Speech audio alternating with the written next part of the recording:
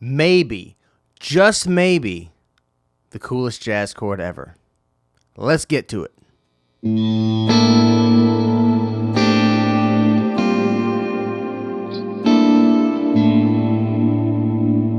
If this is your first time here, thank you so much for coming. I do appreciate your time and your click. My channel talks about a variety of topics, everything from the music business, like how to get a gig or things of that nature, to things like guitar and chords and scales and all kinds of things. So it's a big mix mash of all sorts of things, both strategy related to a career in music, also practically about the guitar, because that's what I play.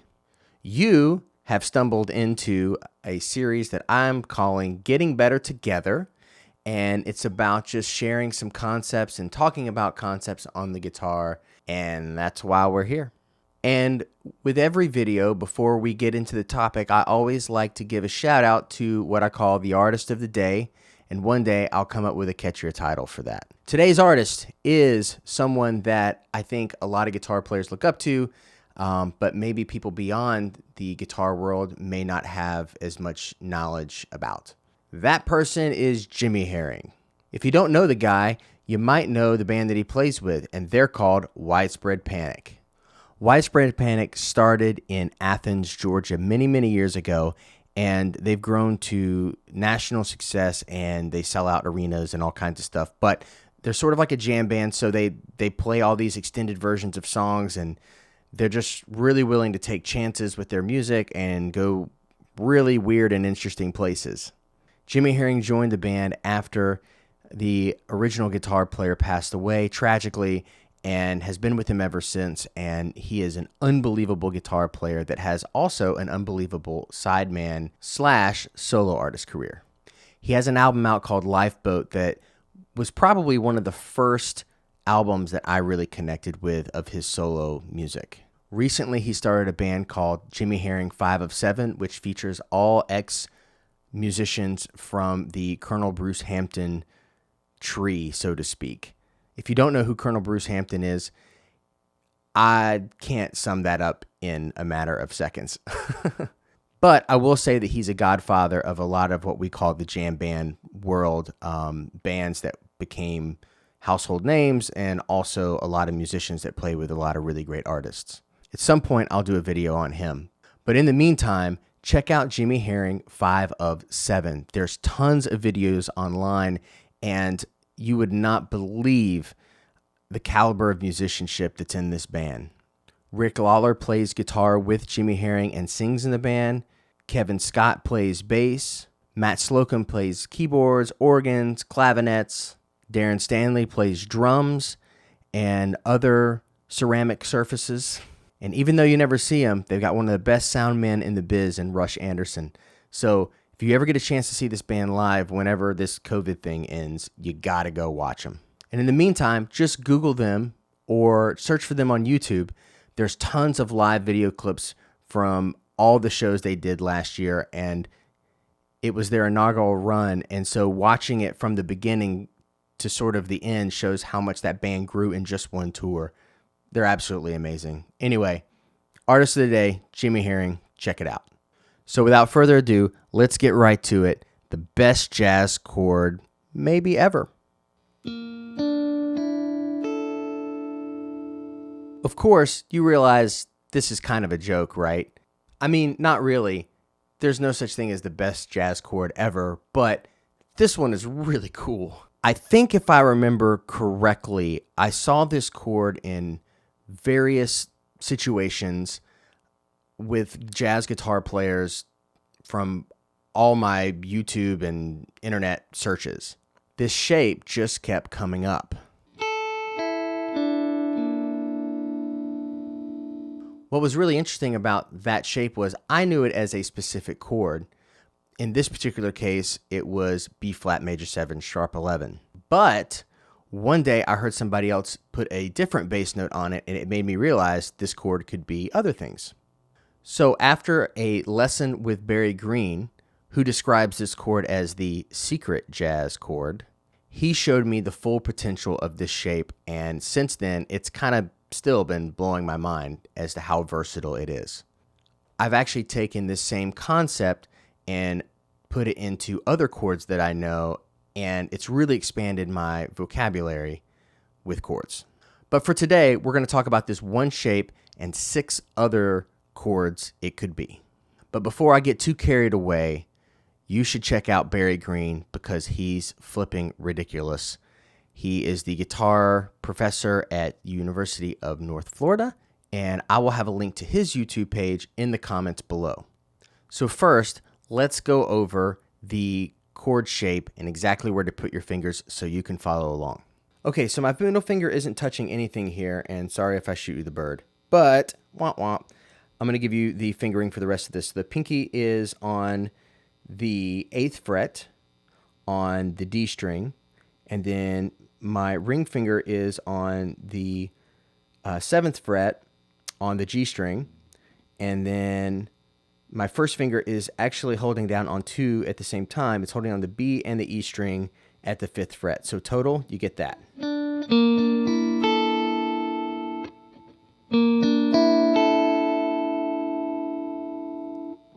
Now, what's really cool about this is depending on what root you choose, you get different sounds.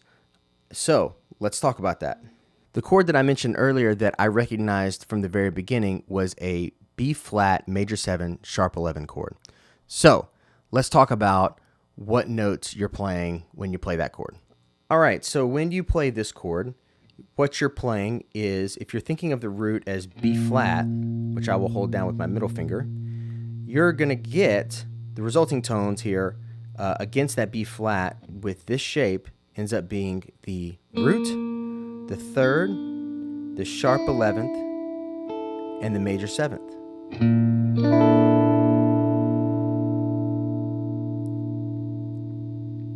Pretty cool sound.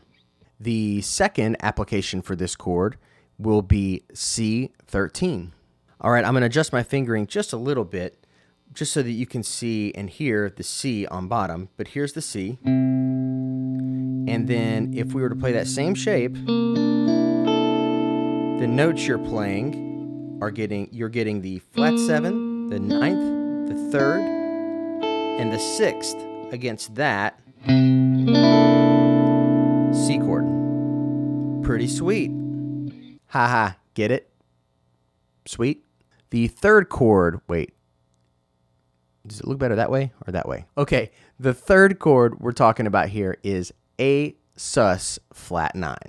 Let's do it. All right, for this one, I'm going to play the open A for the root note, which is the 5th string. And then your resulting tones become flat 9, the 11th, 5th, and the root. Very mysterious. The 4th chord you get out of this shape is a G minor 6/9. Check it out. And here we are playing the same exact chord again, but the notes this time become flat 3rd, 5th, 6th, and the 9th. So if you put the G on bottom, you get that sound. Really nice G minor chord. Now here's a wacky one. The 5th one that you get is the F sharp 7, sharp 9, sharp 5. Whoa! Here we go. Here it is, folks. You get the 3rd, the sharp 5, the flat 9, and the sharp 9. Crazy talk.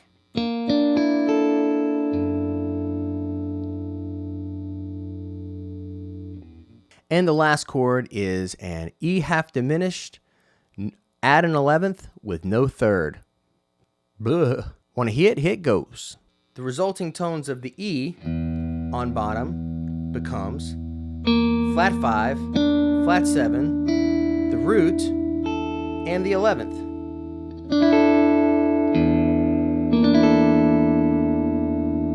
Pretty sweet. So, out of this shape, you get, in review, here we go. B flat major 7 sharp 11, C13, A sus flat 9, G minor 6/9, F sharp 7 sharp 9 sharp 5, bleh. E half diminish at 11, no 3rd. But wait, there's more. One of my favorite things to do whenever I learn a new chord is to harmonize it through a scale. That basically means taking one note and moving it to the next note of the scale, but doing that for as many notes as you're playing at one time.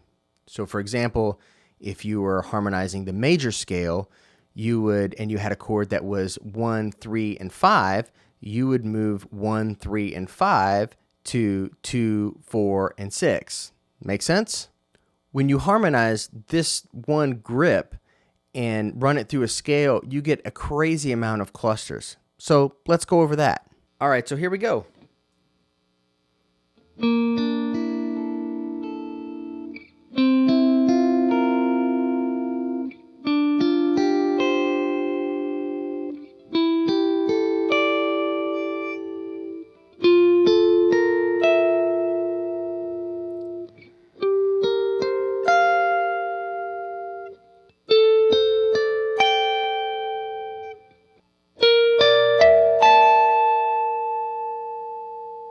I know, it's crazy, right?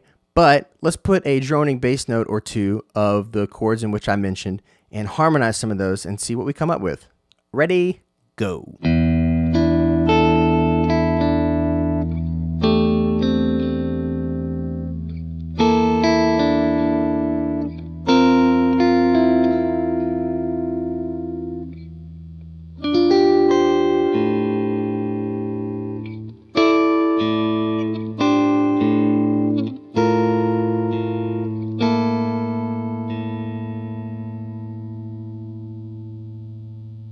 So adding those clusters to a bass note underneath just turns them into like chords from another galaxy.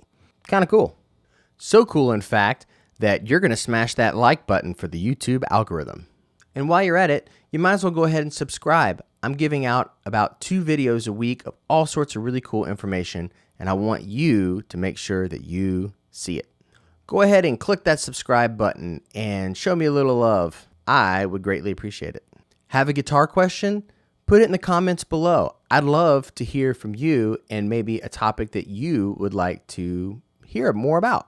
So until next time, I'm Sweet Deat, and I can't wait to see you again soon. Take care.